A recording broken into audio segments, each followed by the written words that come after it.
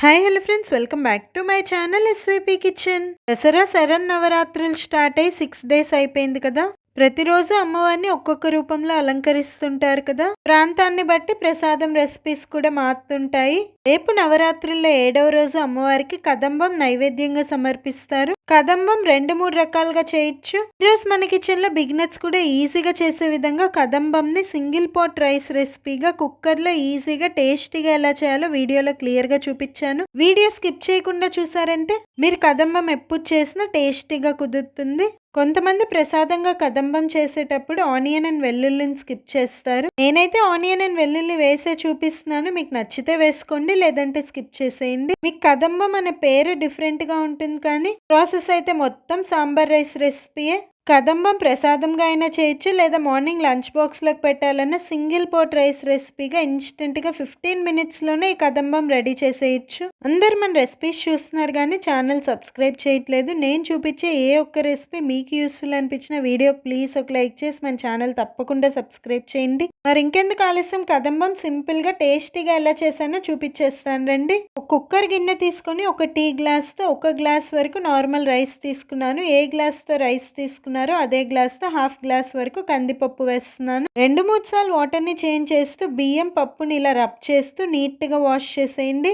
ఈ కదంబంలో మీకు నచ్చిన వెజిటేబుల్స్ ఏవైనా వేసుకోవచ్చు. నేనైతే ఒక మీడియం సైజ్ ఉల్లిపాయ, ఒక టమాటో, ఒక పచ్చిమిర్చి, ఒక క్యారెట్, ఒక మునక్కాయ వీడియో క్లిప్లో చూపిస్తున్న విధంగా ఇలా కట్ చేసి వేసుకుంటున్నాను. ఒక వంకాయ అండ్ ఒక ఉల్లగడ్డను కూడా ఇలా కట్ చేసి ముందుగానే వాటర్లో వేసి పెట్టేసుకున్నాను. వంకాయ అండ్ బంగాళదుంప ముక్కలు కూడా వేసేసాక ఏ గ్లాస్తో రైస్ తీసుకున్నారో అదే గ్లాస్తో 5 glasses వరకు వాటర్ వేసుకోవాలి. మీకు వీలైతే మన ఛానల్ ఇన్స్టాగ్రామ్లో కూడా ఫాలో అవ్వండి, లింక్ డిస్క్రిప్షన్లో ఇస్తున్నాను. కదంబం మరీ స్పైసీగా ఏముండదు. ఆల్రెడీ ఒక పచ్చిమిర్చి వేసాం కాబట్టి 1/2 teaspoon కారం వేస్తున్నాను. కుక్కర్లో ఉన్న వాటర్ పొంగిపోకుండా ఉండడం కోసం 1 teaspoon ఆయిల్ వేసాను. కుక్కర్ మూత, గ్యాస్కెట్ అండ్ విజిల్ని కరెక్ట్గా పెట్టుకొని మీడియం ఫ్లేమ్లో 3 whistles రానివ్వండి. 3 whistles వచ్చే లోపల మనం కదంబంకి పోపు పెట్టేద్దాం. పోపు గిన్నెలోకి 1 tablespoon ఆయిల్ అండ్ 1 teaspoon నెయ్యిని హీట్ చేసుకొని కొన్ని ఆవాలు, జీలకర్ర, సన్నగా తరిగిన ఉల్లిపాయ ముక్కలు, ఆనియన్స్ని ఒక 2 నిమిషాలు లో ఫ్లేమ్లో ఫ్రై చేసుకొని కొన్ని దంచుకున్న వెల్లుల్లి, 1 రెమ్మ కరివేపాకు వేసుకొని పోపు మాడిపోకుండా మధ్య మధ్యలో కలుపుతూ ఆనియన్స్ వీడియో క్లిప్లో చూపిస్తున్న విధంగా గోల్డెన్ బ్రౌన్ కలర్ వచ్చే వరకు ఇలా బాగా ఫ్రై చేసుకోవాలి.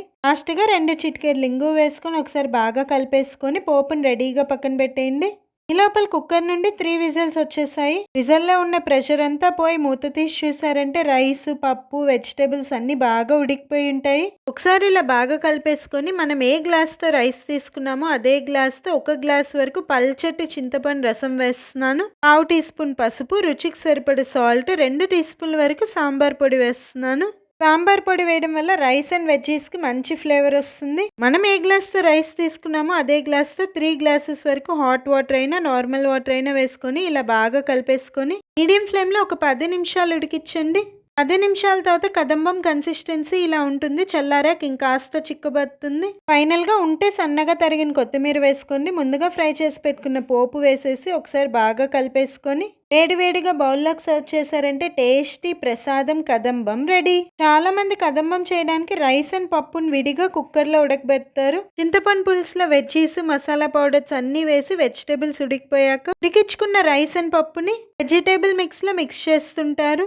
ఇలా లెంతీ ప్రాసెస్ లేకుండా నేనైతే సింగిల్ పాట్ రైస్ రెసిపీగా కుక్కర్లో చేసి చూపించాను. ఏ ప్రాసెస్ ఈజీ అనిపిస్తే ఆ ప్రాసెస్లో కదంబం రెసిపీని ట్రై చేయండి. నేను వేసిన వెజిటేబుల్సే కాకుండా దోసకాయ, అరటికాయ, బెండకాయ ఇలా మీకు నచ్చిన వెజిటేబుల్స్ ఏవన్నా వేసుకోవచ్చు. నేనైతే కదంబంలో ఇలా అన్ని వెజిటేబుల్స్ వేస్ట్ చేశాం కాబట్టి సాంబార్ రైస్ అని పిలుస్తున్నాను. ప్రసాదంగా కాకపోయినా లంచ్ బాక్స్లోకి ఎప్పుడైనా సాంబార్ రైస్ని సర్వ్ చేసి ఇలా ఒడియాలు అండ్ ఉప్పు మిరపకాయ పెట్టుకొని తిన్నారంటే టేస్ట్ అదిరిపోద్ది. రేపు ఈవినింగ్ 7:15కి 8వ రోజు అమ్మవారికి ఏ ప్రసాదం చేస్తారని ఎలా చేస్తారని full length recipe video upload చేస్తాను, మిస్ అవ్వకుండా చూడండి. ఈ వీడియోలో నేను చూపించిన ప్రసాదం కదంబం రెసిపీ మీకు నచ్చితే వీడియోకి ప్లీజ్ ఒక లైక్ చేయండి. ఈ వీడియో లింక్ ని మీ ఫ్రెండ్స్ అండ్ ఫ్యామిలీ మెంబర్స్ కి షేర్ చేయండి. మరెన్నో ఇలాంటి హెల్దీ అండ్ టేస్టీ రెసిపీస్ మీరు నేర్చుకోవాలంటే మన ఛానల్ వెంటనే సబ్స్క్రైబ్ చేసి పక్కనే ఉన్న బెల్ ఐకాన్ యాక్టివేట్ చేసి ఆల్ అనే ఆప్షన్ క్లిక్ చేశారంటే రెసిపీ అప్లోడ్ చేసిన టైంకి మీకు నోటిఫికేషన్ వచ్చేస్తుంది.